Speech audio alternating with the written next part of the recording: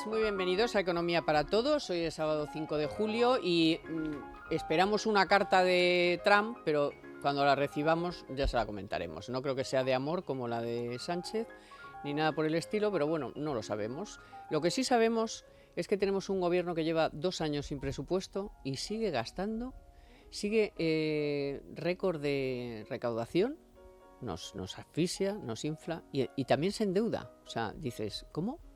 ¿Y todo esto sirve para algo? O sea, ¿está haciendo algo aparte de colocar amigos y tal? No, porque ya hemos visto el caos ferroviario, el caos en los aeropuertos, el SEPE no funciona, el otro no funciona nada, porque nadie está gestionando y les importa una higa. Hoy están ahí reunidos buscando los dos, tanto el PP como el PSOE, uno intentando pues, que se le vea y el otro tapando agujeros. Bueno.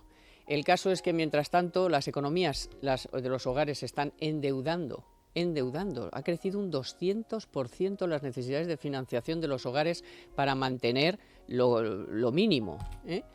Y de esto vamos a hablar en profundidad y vamos a hablar también de las chorradas, porque son chorradas, pero es un ministro, el ministro de Consumo, que se ha inventado ahí unas cuantas chorradas para distraernos. Y todo esto es para distraernos, pero nosotros no lo vamos a contar para distraernos, sino para darnos cuenta de en qué manos estamos, ya no solamente de la corrupción, del malgasto del dinero, del endeudamiento, de que no funcione nada, sino que es que encima los otros se dedican a las chorradas.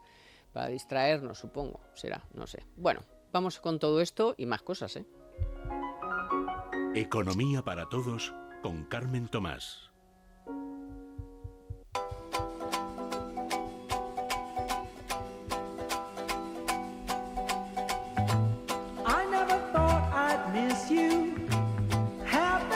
Bueno, pues hoy me acompañan Carlos Cuesta, Domingo Soriano, dos que se me van a ir ya este verano, es el último programa que hacemos juntos, pero nada, nosotros aquí seguimos, o sea que no se asusten, que Economía para Todos está aquí todo el verano con ustedes porque hay muchas cosas que comentar.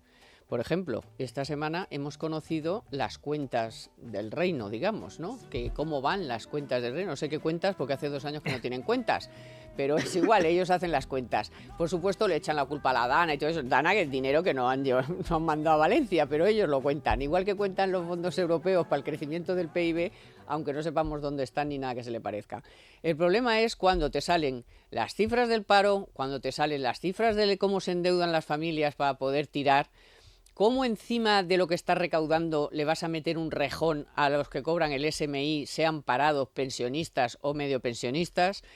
Y dices, bueno, esta gente, o sea, con todo el dinero que recauda, con todo el dinero que ha recibido de Europa, no funcionan los trenes, no ponen policías en los aeropuertos, no funciona el SEPE, tardas 3 meses en que te den la primera pensión, la gente se endeuda para consumir, pero tampoco para consumir que se estén, vamos, enloqueciendo, sino para tirar. Y dices, ¿cómo es posible que sin presupuesto se puedan gastar todo ese dinero y encima se endeuden, recaudando súper? Bueno, a ver, es que lo de los presupuestos, la falta de presupuestos es una de las grandes mentiras de la actualidad política española, que sea algo relevante o que suponga una gran restricción para ningún gobierno. Nunca lo ha sido. No lo era antes.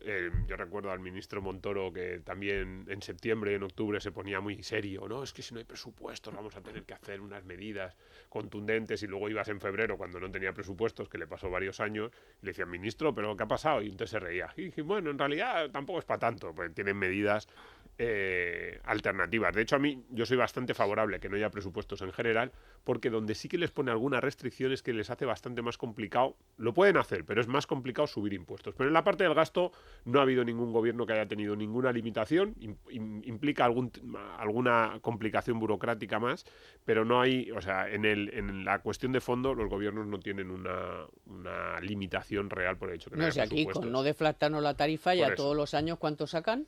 Sí, cada año, con la no deflactación. Llevan 45.000, creo, ¿no? millones estarán sacando cada año con la llevan 45.000, o sea que ¿para qué van a inventarse un impuesto nuevo si ya con eso son 40.000 millones? O sea, aquí las cuentas reales son las cuentas de verdad. Por ejemplo, las de acumulación de deuda.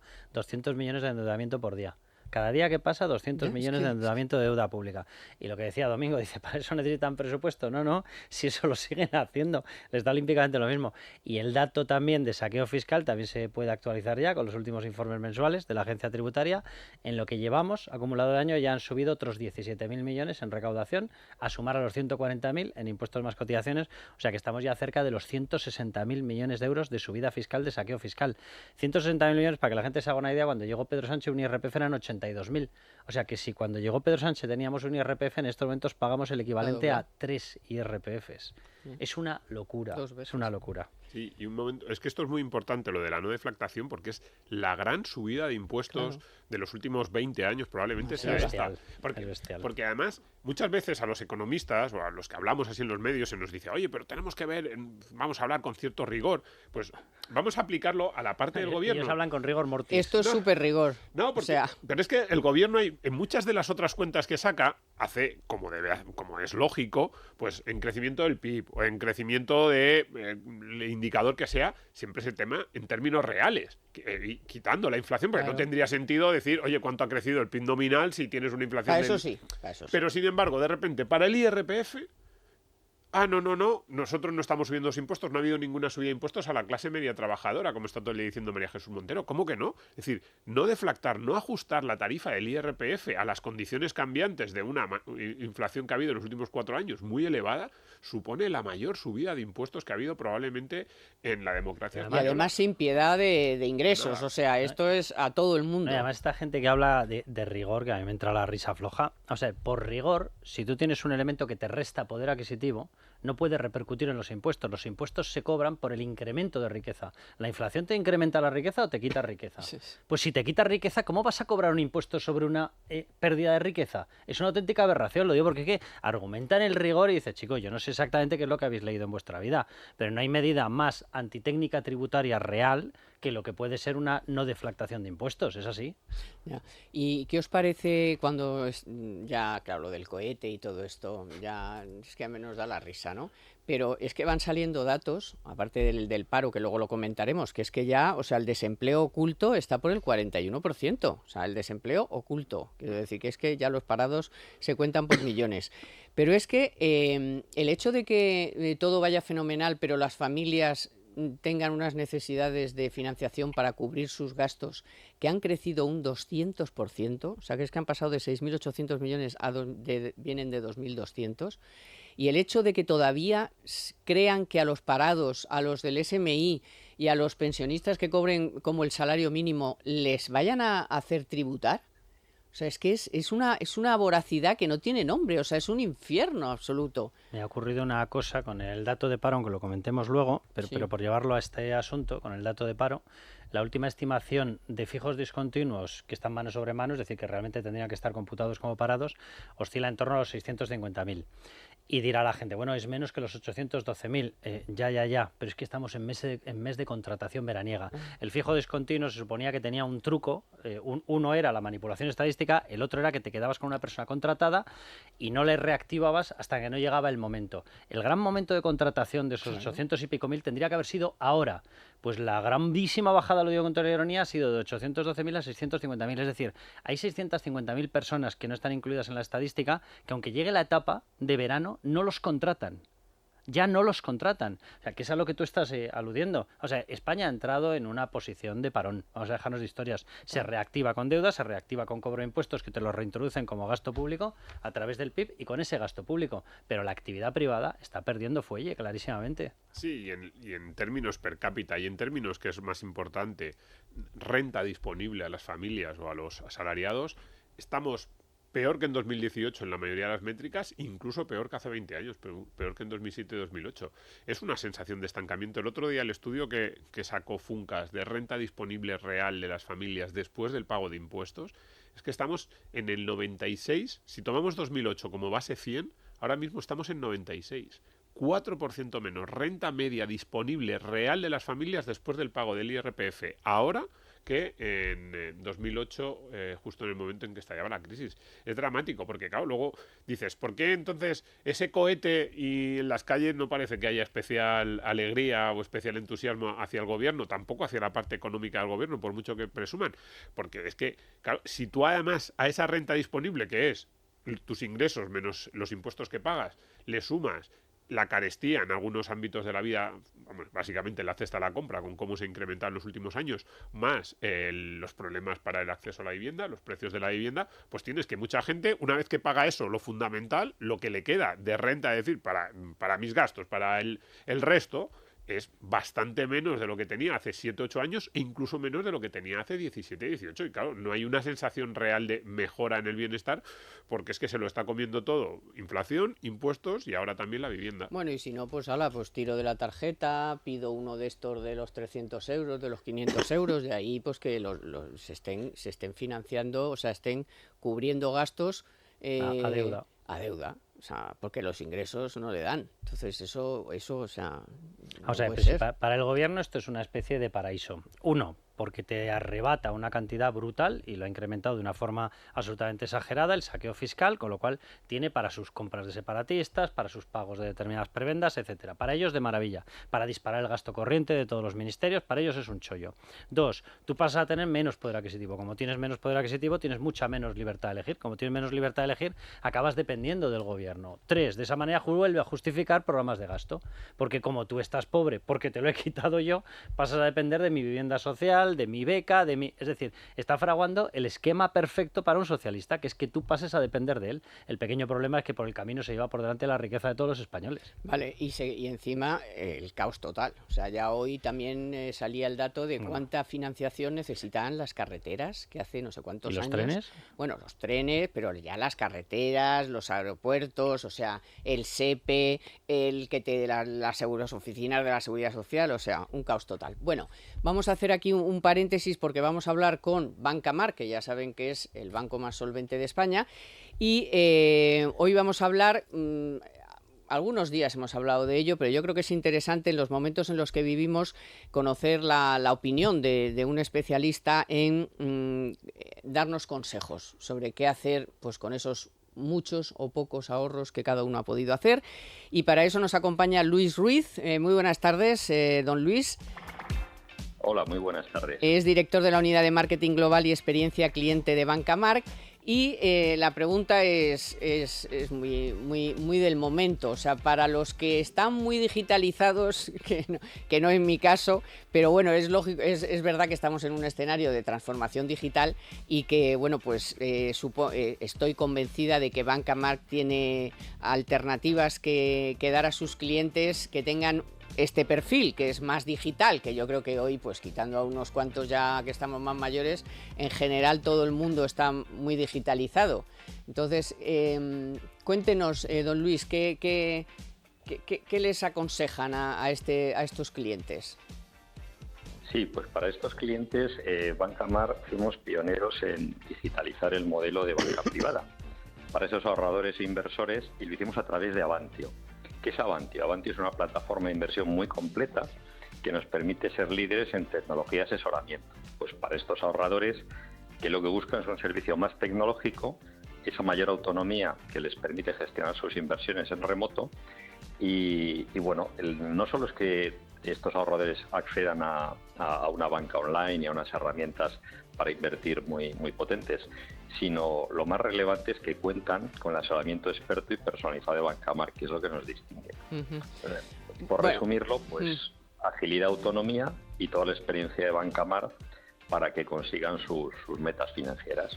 Vale, estas son las generales de la ley, pero ahora vienen las particularidades, porque claro, no todos los inversores tienen el mismo perfil. Los hay, vamos primero, por ejemplo, con los que lo pasan mal. Realmente, pues son gente que no quiere asumir mucho riesgo, que no digo que esté mal, yo quizá a lo mejor me entraría en ese grupo, pero bueno, hay gente que tiene un perfil que es, pues oye, yo correr el mínimo riesgo posible, no tanto como tener aversión al riesgo, porque entonces no estarías invirtiendo, pero sí, en fin, una cierta cautela, digamos. A estos que les podemos, a este tipo de personas, ¿qué les podemos recomendar? Pues para estos ahorradores que no quieren ningún tipo de sorpresas y ningún tipo de riesgos, en Avantio, esta plataforma digital, pueden contratar el depósito flexible a 6 meses, que tiene una remuneración muy atractiva del 2,11% TAE, y para que lo entienda cualquier persona, si este ahorrador invierte 100.000 euros, al cabo de los 6 meses recibiría 1.050 brutos. Este depósito lo pueden contratar hasta el mes de septiembre, desde 30.000 y hasta 600.000. Pero aparte de la rentabilidad, yo creo que tiene dos grandes ventajas. La primera es la liquidez. Si el ahorrador necesita su dinero en cualquier momento, lo puede retirar a unos intereses del 1,51% TAE, con lo cual tiene esa tranquilidad de recuperarlo si le surge algún imprevisto, quiere hacer otra inversión, otra compra. Y la tercera, y muy relevante, es que está invirtiendo en Bancamar, que es el banco más solvente de España, con lo cual también para estos ahorradores tenemos una opción muy atractiva y encantados de darles la bienvenida. Y luego están los otros, los que duermen a pierna suelta, los que no toman tancrimacin, los que confían plenamente y dicen, venga, yo me tiro a la piscina. ¿A qué piscina les tiramos? Pues aquí lo que primero hacemos es ver qué necesidades tiene cada uno de ellos. Puede haber estos clientes que quieren invertir en fondo de inversión con mayor o menor rentabilidad, por lo cual hay que asumir un poquito más de riesgo, pero a través de Avantio uno de los temas importantes es que accede a productos exclusivos de Bancamar, como por ejemplo nuestras SICAVs institucionales, donde están invirtiendo junto con nuestros accionistas. Esto es algo propio de Bancamar. Y luego, por concretar una serie de propuestas que tenemos y muy atractivas, es nuestra gestión discrecional de carteras, en función del perfil de cada inversor, que puede tener una necesidad y asumir un riesgo mayor, pues nuestra cartera conservadora o cartera equilibrada o dinámica. Lo que hace es que delegan nosotros la gestión, nuestros especialistas seleccionan los mejores fondos de inversión de diferentes gestores nacionales e internacionales. Y gracias a esa selección, pues le ofrecemos un producto muy atractivo. Y por poner un ejemplo, ya que hablábamos de rentabilidades anteriormente, la cartera más conservadora, de las que citaba anteriormente, los últimos 12 meses ha obtenido una rentabilidad del 4,6%. Por tanto, tenemos también productos para este tipo de ahorrador que quiere invertir en fondos de inversión y adaptado a su perfil de riesgo. Pero volviendo un poco a la esencia de Bancamar, pues aparte de esta magnífica plataforma de inversión como es Avantio y atender a todos los perfiles de inversión, el elemento diferencial de Bancamar siempre es el asesoramiento, porque incluso en Avantio el ahorrador o el inversor más avanzado siempre tendrá un gestor personal remoto para acompañarle y que sus ahorros y su patrimonio vayan creciendo. Y que encima le aconseje productos en los que también ustedes los empleados, los jefes, los directivos, todos invierten. Así que muy interesante. Don Luis Ruiz, director de la Unidad de Marketing Global y Experiencia Cliente de Bancamar, muchísimas gracias por sus consejos y nos seguimos escuchando. Que tenga un buen fin de semana. Muchas gracias. Gracias por la invitación. Adiós. Bueno, hablamos ahora de Cibislen, que abre un proyecto nuevo de financiación. Precisamente el lunes 7 de julio a las 12 horas, el proyecto a financiar se trata de una promoción de 99 viviendas en Móstoles, Madrid. El ticket del proyecto a financiar es de 2.280.000 euros con una rentabilidad total del 12,50%, 10% TIN, en un plazo de 15 meses. Les recuerdo que invertir con Cibislen es muy sencillo, solo tiene que registrarse en www.cibislen.com y desde 250 euros. Ya puedes empezar a rentabilizar tu capital invirtiendo en el proyecto que tú elijas. Fíjense que suelen sacar de 3 a 5 proyectos al mes. No dejen pasar esta oportunidad en Madrid al 12,50% en 15 meses. www.cibislen.com.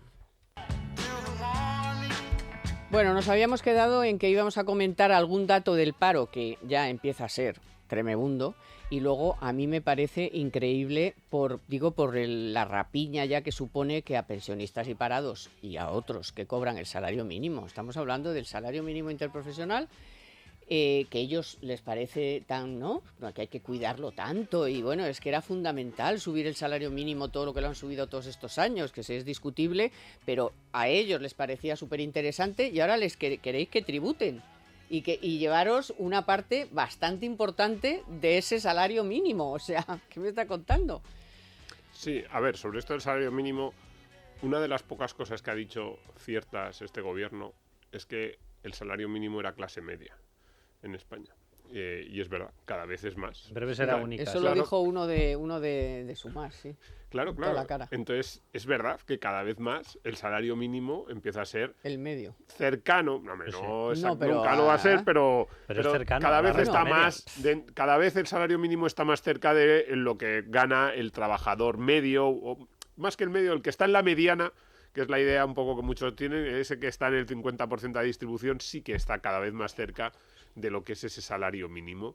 Entonces, también tiene cierta lógica, incluso en ese planteamiento del gobierno, pues que si ese salario mínimo se va acercando a ese salario medio y todavía más a esa posición del mediano, le cobres impuestos, porque además, a ver, este gobierno necesita mucho la recaudación de impuestos. Por eso, lo de la no deflactación, lo de estas medidas del salario mínimo, que paguen IRPF, no es solo casualidad y no solo maldad o también, pero la parte ideológica, es una pura cuestión de necesidad. Es que las cuentas no le salen. Y entonces, si puede aprovechar de cualquier forma para intentar incrementar la recaudación con medidas que ellos creen que no les suponen especial daño desde un punto de vista de imagen, opinión pública, por eso, por ejemplo, no ajustan la tarifa, porque ellos siguen diciendo no hemos subido los impuestos, cuando es una mentira evidente en términos reales, claro que los ha subido y mucho, pues lo hacen. Y entonces por ahí va este tipo de medidas. Además es que, bueno, lo de la chapuza con el IRPF y el SMI, los sucesivos cambios ha sido de tal magnitud que... Es que la enmienda va en una ley rarísima. Yo no la había oído en mi vida. Es que es tan larga que hasta se me olvida. O sea, es una ley que no tiene nada que ver absolutamente y meten ahí una enmienda de mala manera, en plan Guarri-Perris. No sé. Pues sí que todo lo que están vendiendo, todo es una incoherencia absoluta. Es decir, ni necesitábamos, de hecho, son perjudiciales las 6 subidas del salario mínimo interprofesional. Y para la gente que considere que estoy diciendo una aberración, cada vez que tú subes el salario mínimo interprofesional, lo que subes no es lo que vas a cobrar, porque la empresa no tiene por qué pagarte ese sueldo. La empresa decide lo que te paga. Lo que sube es la barrera de entrada y de incorporación a esa empresa. Y cuanto más subes el muro para poder entrar, menos gente entra. O sea, no me parece muy difícil de entender. Pero luego, además, efectivamente, ellos son los primeros que llegaron a una incoherencia absoluta porque dicen, claro, es que con lo que lo hemos subido, el salario mínimo ahora tiene que cobrar. O sea, lo primero que tiene que saber la gente es que en España el primer tramo que se te aplica es un 19%. Es que es una auténtica aberración. Es que por encima de 60.000 euros, en España se está pagando el 45% de IRPF. Por encima de 60.000 euros. Es que es una locura toda la tarifa. Entonces, claro, ¿a quién se lo estás aplicando? Tú decías que era de extrema necesidad hacer una sexta, una quinta, una cuarta, una tercera subida al SMI porque no llegaban a fin de mes. Pero cuando se lo haces, coges y les dicen, no, es que cobras tanto que entonces te tengo que aplicar como poco un 19%. Y dices, oiga, pero usted me está tomando el pelo. ¿A quién le ha hecho usted la subida del salario mínimo interprofesional? Se la ha hecho a María Jesús Montero, ¿no? Para decir publicitariamente, propagandísticamente que están subiéndolo y lo que hacen es quedárselo ustedes. O sea, esto se ha convertido todo en una locura. O sea, España tendría que tener una rebaja brutal y drástica de los impuestos. España tendría que tener una rampa salarial en la que tú sepas que entras, pues a lo mejor con menos, pero que tienes un desarrollo de verdad. Prácticamente no hay desarrollo salarial ya. Y eso no es un problema cuando entras con 20 años, con 21 años. Es un problema para comprar una vivienda porque te lo vas a comprar con 30 o con 35. Es un problema para formar una familia. Es un problema para que puedas desarrollar negocios, porque en el tramo en el que necesitarías poder adquisitivo no lo tienes porque te lo roban, literalmente. Y además te lo roban, y vamos a hablar después, te lo roban no para mejorar los servicios públicos, no para mejorar pues los trenes que tienen una vida, que hay que, en fin, las cosas hay que limpiarlas, hay que renovarlas, para eso pagamos. Para eso pagamos. Bueno, y ahora veremos pues cómo esta semana ha sido, si ha habido semanas de caos, lo de esta ya ha sido de aurora boreal. Pero antes vamos con un hecho, porque es un hecho, el avance tecnológico que es imparable. Y aunque forma parte de nuestras vidas, pues es especialmente exigente en el ámbito educativo y laboral. ¿Y por qué les digo esto? Pues porque tenemos la necesidad de actualizar nuestro perfil y nuestras competencias en un aprendizaje continuo para no quedarnos atrás, fundamentalmente en la formación y en el terreno profesional. Pues bien, les voy a recomendar un informe que viene de la mano de Banco Santander. En ese informe han analizado el futuro de la empleabilidad y publicado el informe global Habilidades del Futuro, que recoge los resultados de una exhaustiva encuesta internacional en la que han evaluado la disposición de las personas a reinventarse y adquirir habilidades que no hubieran imaginado al inicio de su carrera. Esta encuesta se ha realizado ni más ni menos que a 15.000 personas de entre 18 y 65 años y residentes en 15 países. La entidad está invirtiendo 400 millones de euros entre 2023 y 2026 para seguir apoyando la educación, la empleabilidad y el emprendimiento, con un foco especial en el aprendizaje continuo a través de la plataforma global Santander Open Academy. Así que, para profundizar más en este asunto, nos acompaña Ana Bajo, que es responsable global de Impacto Social de Santander Universidades. Muy buenas tardes, doña Ana. Hola, muy buenas tardes. Muchas gracias por invitarme a estar aquí hoy con vosotros. Gracias a usted por acompañarnos y por contarnos qué les motivó a ustedes a realizar este estudio y bueno, un poco qué destacaría de él, aparte de estas algunas cosas que hemos iniciado nosotros. Sí, Santander lleva ya prácticamente 3 décadas trabajando en favor de la educación, de la empleabilidad y el emprendimiento, ¿no? En línea absoluta con el propósito que tenemos en el banco de contribuir al progreso de las personas y de las empresas, ¿no? Progresar significa que estemos preparados para enfrentarnos a los desafíos actuales y futuros, y esta preparación es una preparación que, a medida que van cambiando también los requerimientos en nuestro entorno, pues nos obliga a nosotros a ir actualizando también nuestra propia preparación a nivel individual y también en las empresas, ¿no? Como decía, desde el año 96 Santander ya lanzó una iniciativa pionera para contribuir a la mejora de esta preparación, no solamente en el ámbito educativo, sino también más allá de los años que uno pasa en la formación reglada, ¿no? A lo largo de toda la vida. ¿Qué es lo que pretendíamos con este informe? Bueno, pues queríamos tomar la temperatura de cuál era la opinión de las personas a propósito de las competencias con las que se están enfrentando a su presente y a su futuro. Y este informe, Habilidades del Futuro, más que un informe, pretende ser una hoja de ruta también para la acción, para la responsabilidad y para el impacto, que nos permite entender que si las acciones que venimos desarrollando, ¿no?, desde Santander, pues se están ajustando o no a las demandas del mercado laboral y de la sociedad. Bueno, hay un hecho en este informe que, no sé, me voy a atrever a decir que es un clásico, aunque ya sé que Santander invierte mucho dinero en este asunto, pero algo falla cuando el propio informe detecta la brecha enorme que hay entre la formación y lo que realmente luego el mercado te demanda, ¿no? Me ha parecido entender que este es un asunto importante de este informe que ha detectado.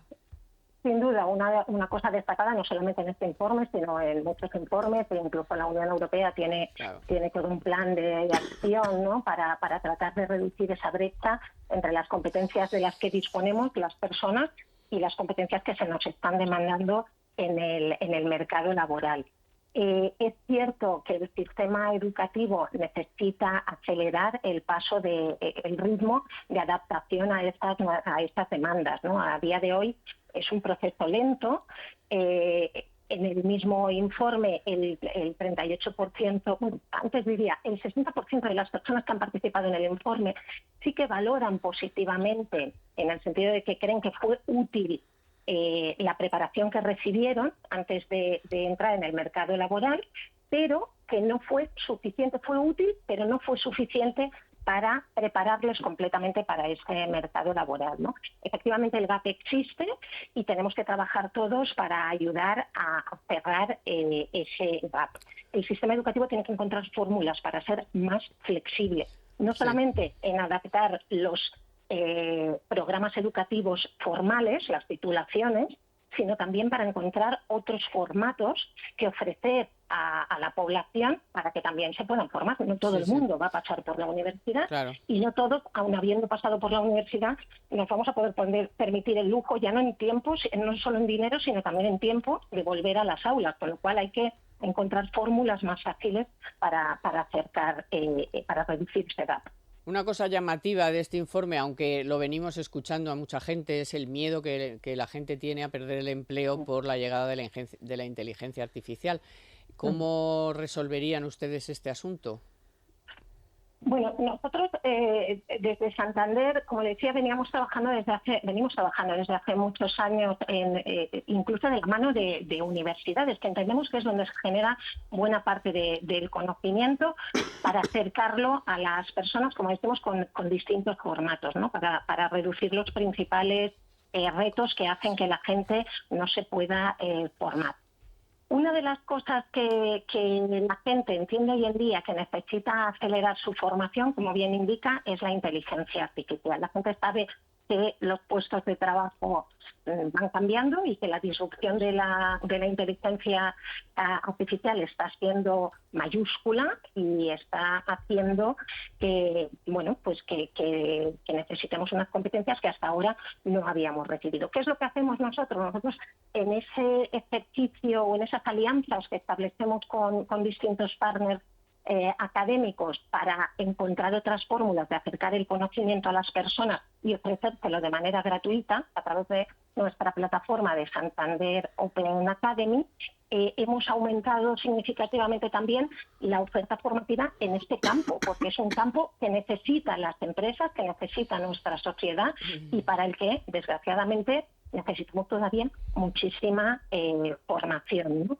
Pero más que un miedo, lo tenemos también que vivir como una oportunidad. El informe también destaca que la gente sabe que hay puestos de trabajo que van a desaparecer, pero también saben que van a aparecer otros. Y lo que necesita es prepararse. Y lo que necesita es que todos en la sociedad ayudemos para acelerar esa preparación, ¿no? Y acercarla a las necesidades de las personas. Y de Muy bien, pues doña Ana Bajo, muchísimas gracias, que sigan con ese trabajo que se necesita, porque al final estamos dejando muchos puestos de trabajo sin cubrir y además puestos de trabajo en fin, de mucha valía y de buenos sueldos. Así que muchas gracias, que tengan buen fin de semana. Hasta pronto. Gracias a ustedes. Adiós, buen día. Bueno, y por fin han llegado, ya están aquí las rebajas más esperadas, las rebajas del Corte Inglés, con lo mejor en deportes y en moda para hombre. Hoy les interesa aquí a estos dos que me acompañan. Es el momento perfecto para conseguir todos los objetivos que te hayas propuesto en tu entrenamiento. Por ejemplo, calzado deportivo al 40% de Nike, de Adidas, de New Balance, en textil deportivo hasta un 40% también en marcas como Bull Paddle, Head y Babolat, o de textil de Boomerang para fútbol y baloncesto con un 40% y una selección de pantalones y sudaderas con hasta el 40%. Y si lo tuyo es la montaña, pues descubre los pantalones y las chaquetas de Mountain Pro hasta el 40% de descuento. En moda para hombre, prepárate para la elegancia de los trajes Emilio Tucci con hasta un 40%, o las camisas y los pantalones de Dustin y Emilio Tucci con hasta un 40%, y una selección de Paul & Shark con hasta el 40%. Las rebajas del Corte Inglés, no te las pierdas, hasta el 31 de agosto en tienda web y app. Se lo venimos diciendo todo hace ya mucho tiempo. La inflación es el peor enemigo del ahorrador. ¿Sabe usted que si no ha movido su dinero en los últimos 20 años ha perdido el 50% de su valor? Libertad Digital organiza un curso de estrategias de inversión y gestión de patrimonio para aprender a invertir en las mejores empresas, los mejores fondos de inversión, en inmobiliario, en oro, en fin, todo lo que necesita saber para ver crecer su dinero. Solicita información sin compromiso en libremercado.com o en el 915239722, 915239722.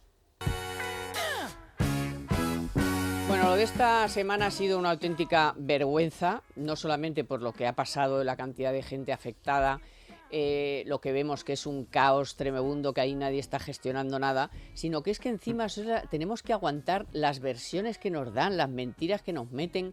O sea, uno dice lo del sabotaje ya se les ha metido en lo utilizan para todo. Precisamente ayer se conoció que habían detenido a los dos del cobre, que eran dos delincuentes, vamos, como dos catedrales, que estaban con los chorizos los chorizos de toda la vida, que además no es nuevo tampoco, o sea, es que dices, novedad. Vamos a ver, novedad, están robando cobre, bueno, por favor.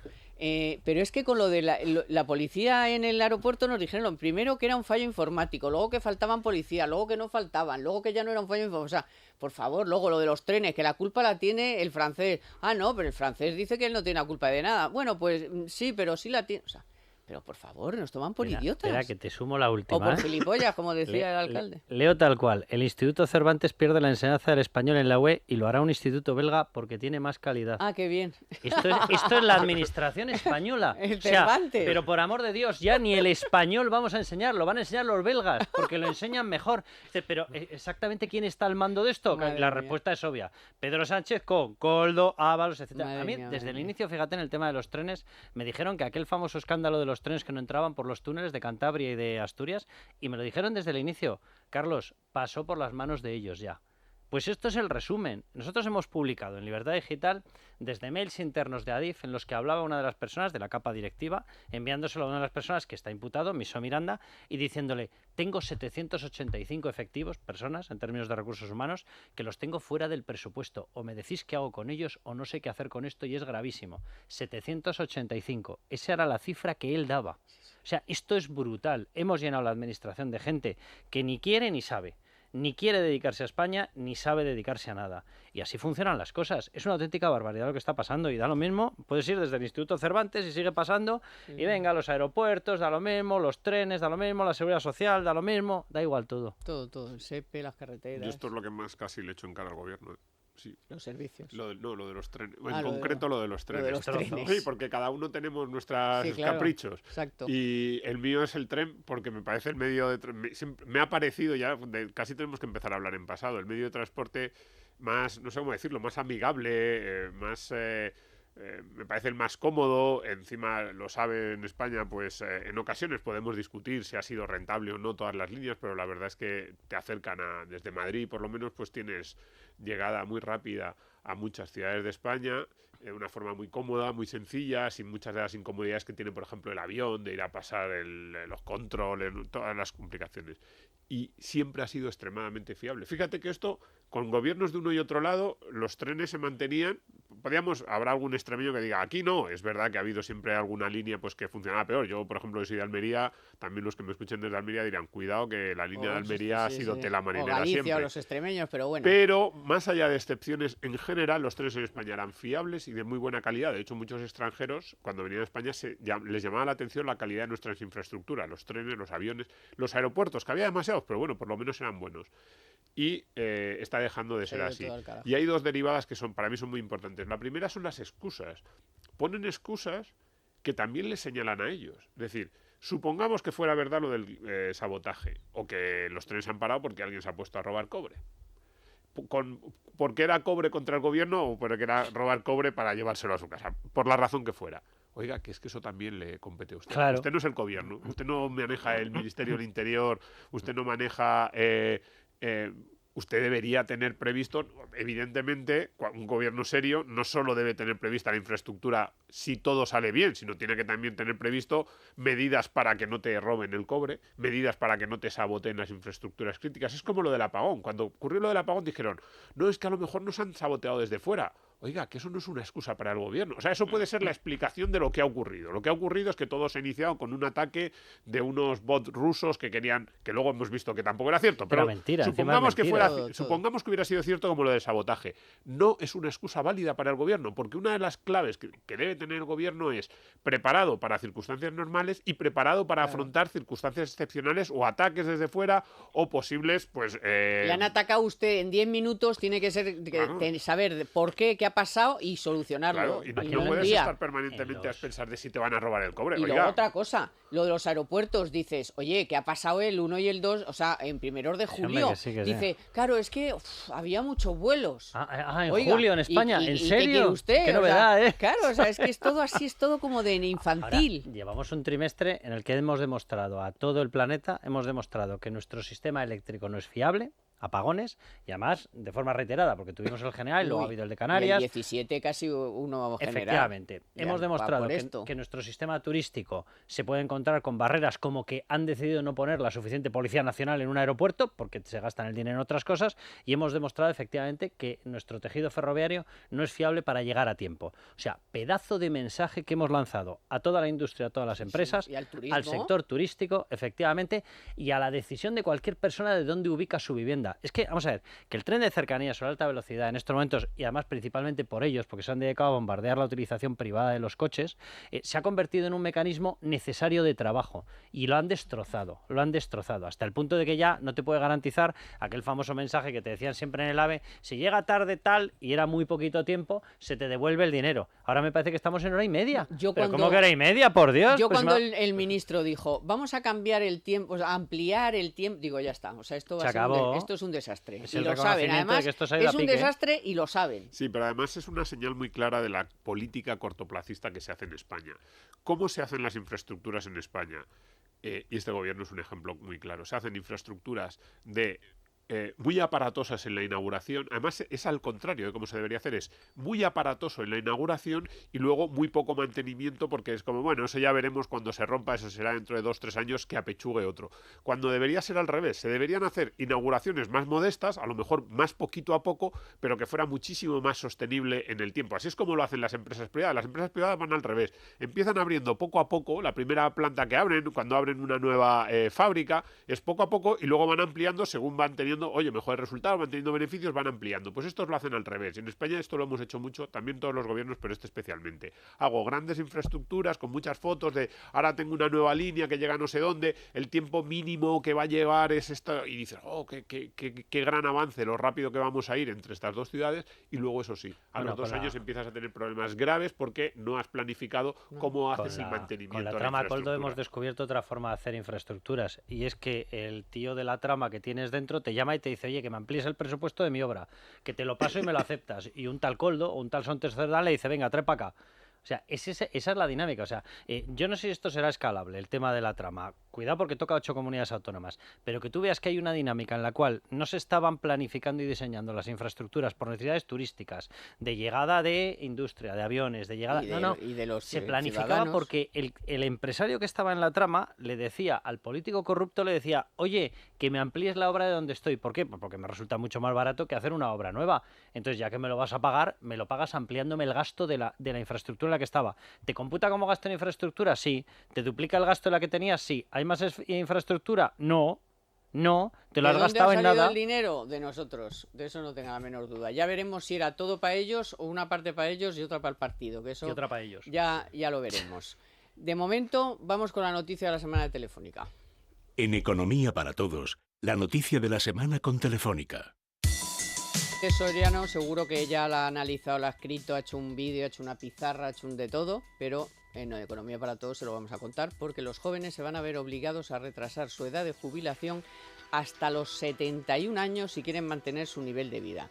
Es decir, tendrán que cotizar 40 años o más para cobrar, se supone que el 100% de la pensión. Es un informe que se llama Presente y Futuro de la Juventud Española de la Fundación BBVA y el Instituto Valenciano de Investigaciones Económicas, que dice además que con una tasa de empleo del 43,2% entre los jóvenes de 16 y 29 años, es decir, 15 puntos inferior a la de 2007, muchos jóvenes llegarán a la edad de jubilación, es decir, sí, dentro de mucho, pero su edad de jubilación, 2065, por ejemplo, para los que ahora empiezan a trabajar, habiendo cotizado solo 30 años. Así que todo eso le va a penalizar el cómputo de su pensión.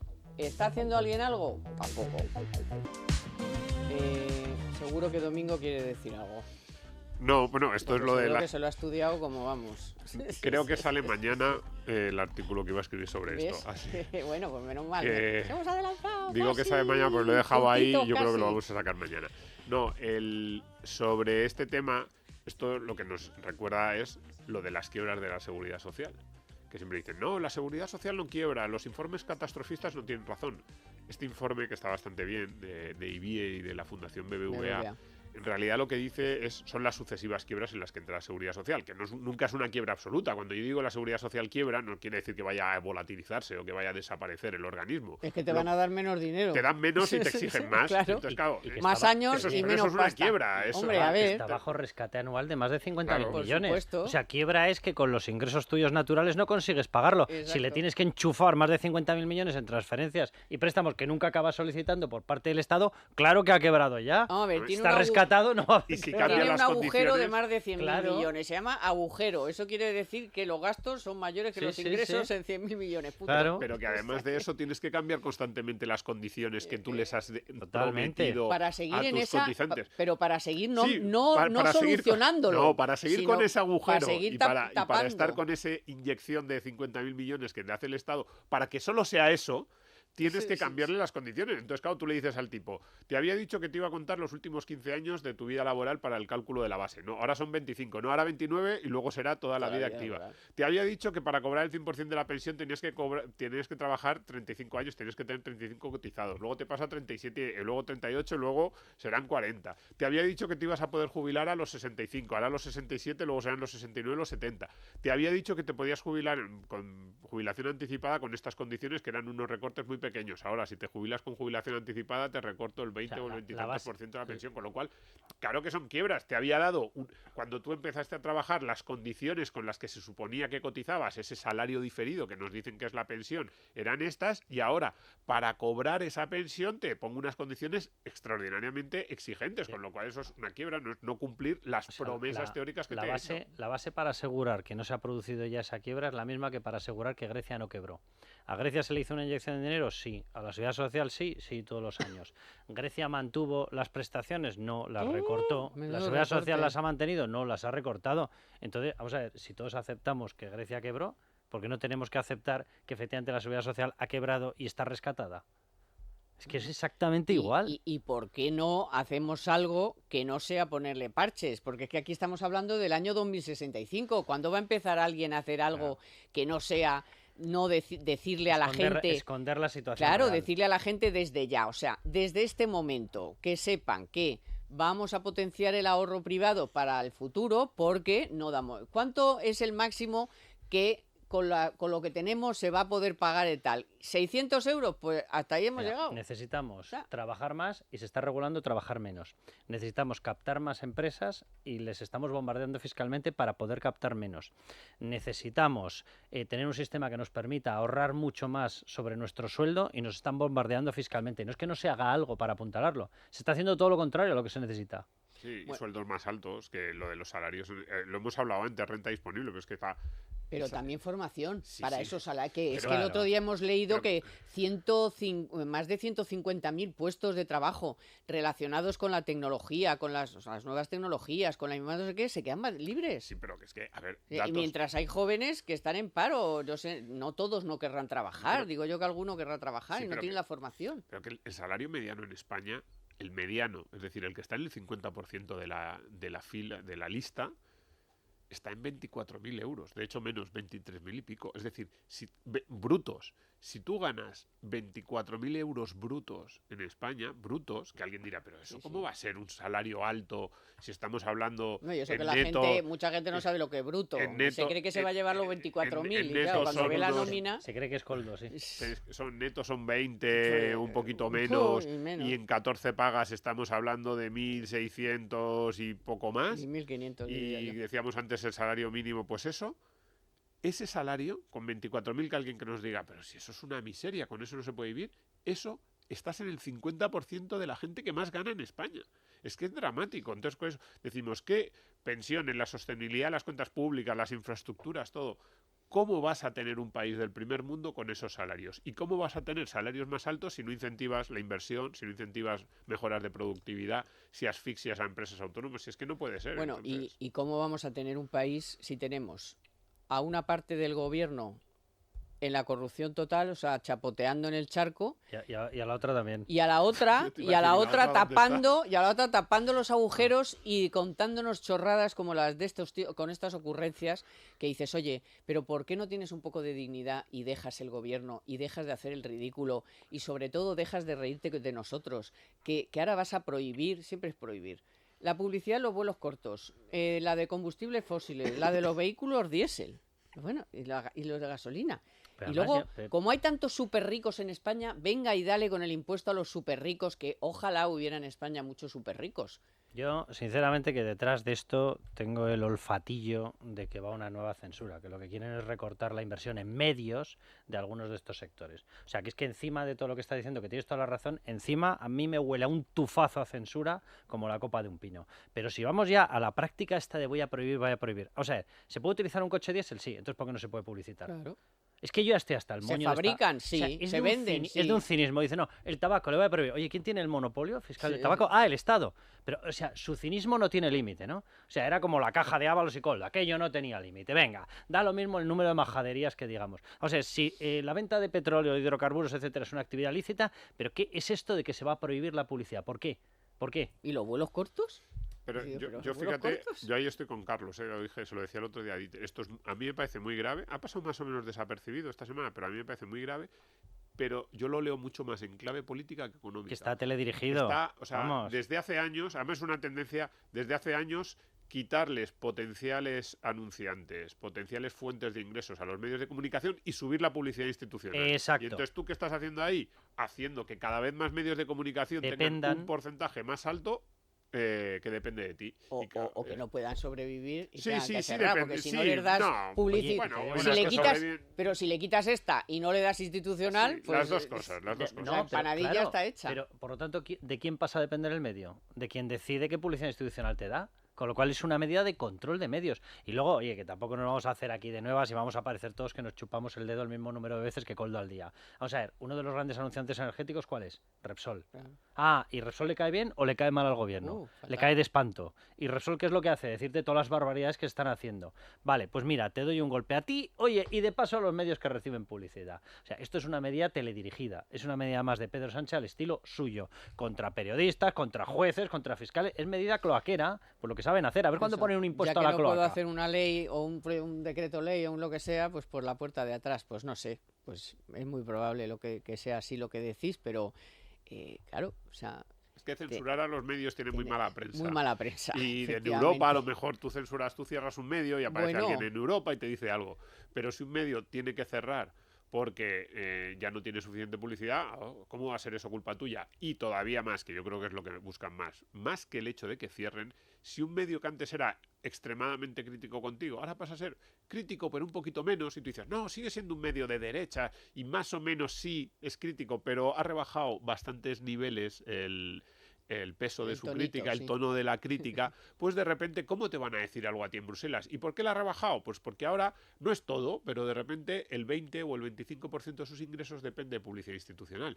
Dice, hombre, no, es una cosa mínima, cosa mínima si el 20, el 25, el 30 o el 40, porque cada vez va subiendo más de los ingresos de un medio, depende de la publicidad institucional, la capacidad que tienes tú para presionar, para reunirte con el consejero delegado, ya ni siquiera con el director del periódico, de la radio, tú te reúnes con el consejero delegado de la empresa y le dices, hombre, estáis siendo muy críticos, ten en cuenta, porque no es solo publicidad institucional, a la publicidad institucional hay que sumarle la publicidad de las empresas públicas, porque claro, las Renfe, loterías, Claro, etcétera, claro, eso eso una es muy pasta, importante.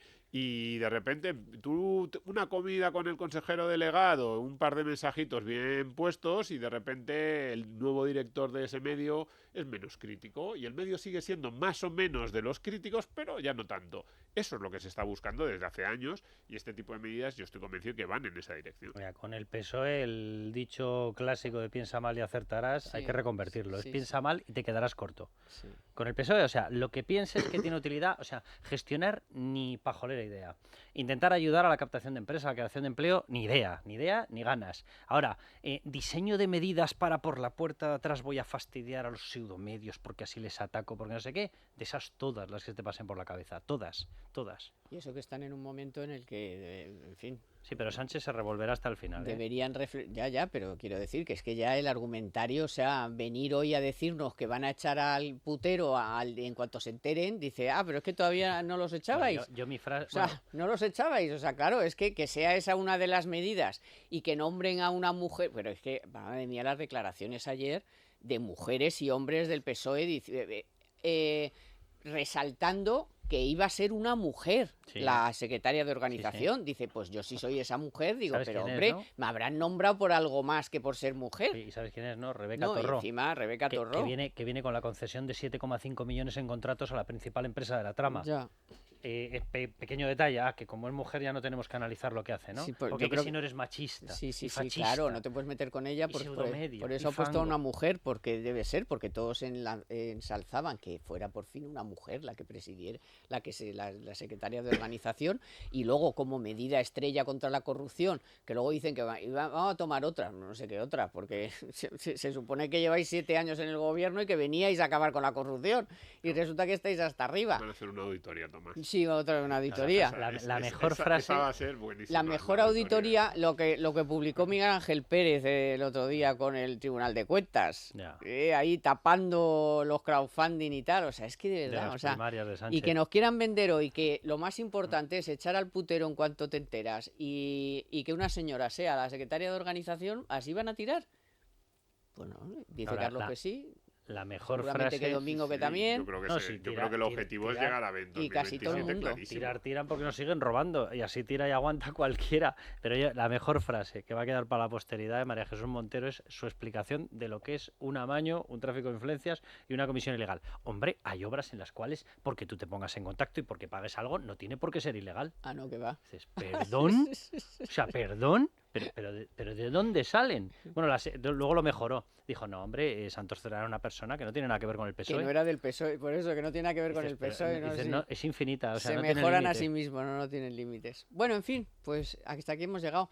Esto sigue, vosotros no, vosotros a lo vuestro, dejadme tirada, pero vendrán otros, Qué bueno nos harán. Qué bueno nos harán.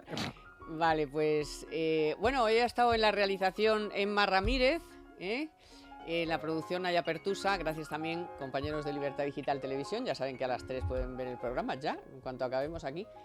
Y nos vemos el próximo sábado, gracias a todos ustedes, que tengan un buen fin de semana y nos vemos.